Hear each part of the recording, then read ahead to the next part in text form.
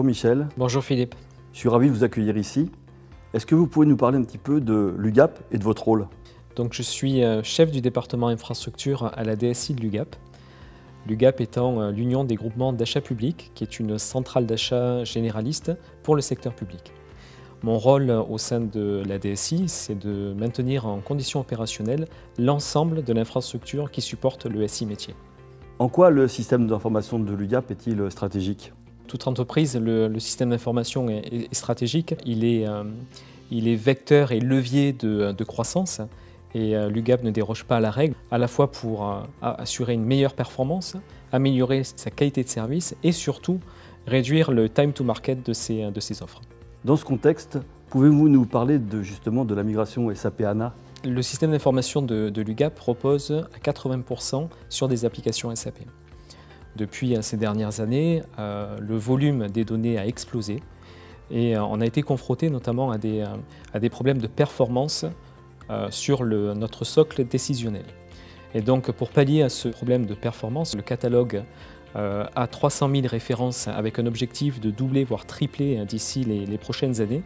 On a choisi de migrer notre BW sur une base de données in-memory, donc tout en mémoire, qui s'appelle la base SAP HANA. D'accord, et lorsque l'on aborde un sujet comme celui de SAP HANA, on le fait, je suppose, avec certaines phases.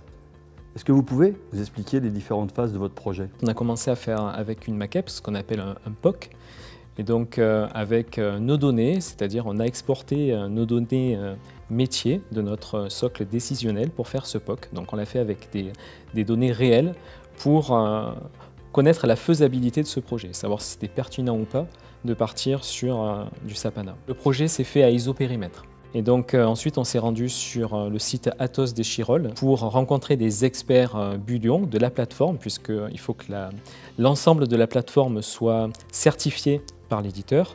À savoir aussi que pour notre projet on est parti en mode TDI, donc on n'est pas parti sur une appliance, on est parti sur un modèle pour garder déjà une partie de notre investissement, donc garder notre stockage, garder notre réseau. Ensuite, une fois que le POC a été réalisé, on s'est rendu compte que c'était possible de partir sur du SAP HANA pour notre décisionnel et on a commencé la phase projet avec une phase de faisabilité, une phase de mise en production, accompagnée par les équipes Atos notamment, puisqu'au départ, on souhaitait faire le projet avec les équipes UGAP, mais par rapport à des contraintes de ressources, les équipes Atos nous ont accompagnés sur la phase du projet pour la bonne réalisation du projet. Donc ça, c'est la partie BW. Quelles sont les futures étapes qui vont être dans ce projet? On s'est rendu compte qu'une fois qu'on est passé en production sur notre BW, on a atteint des performances qui étaient inégalées. À savoir que des requêtes sur notre décisionnel qui passaient en dizaines de minutes, parfois une requête pour un utilisateur pouvait mettre 20 minutes à 30 minutes à s'exécuter avant qu'il ait le résultat. Une fois qu'on est passé sur du SAP HANA, de 10 minutes, on est passé à quelques secondes. Donc les performances étaient au rendez-vous. Donc ensuite, on a pu partir sur, d'ailleurs en étant en phase de réalisation là, sur notre feuille de route au niveau de notre schéma directeur. Au premier semestre 2018, nous allons passer notre CRM, SAP CRM sur la base de données HANA. Et enfin, notre cœur de métier, ECC, sur du S4HANA horizon 2020.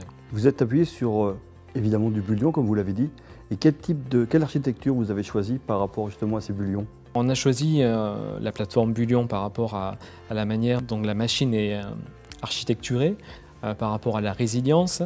On peut démonter les mémoires à chaud, enfin il y a pas mal de tolérance autour de cette machine, qui est une machine robuste, donc ça on a pu l'éprouver pendant le POC. Et notre BW a été hébergé donc, sur cette plateforme Bulion.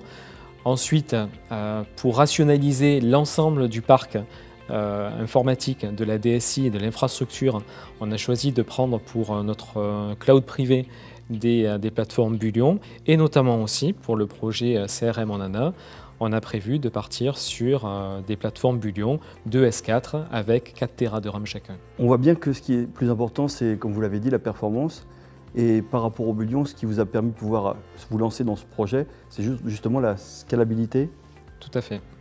Scalabilité, à savoir que SAP ne supporte pas très bien le scale-out.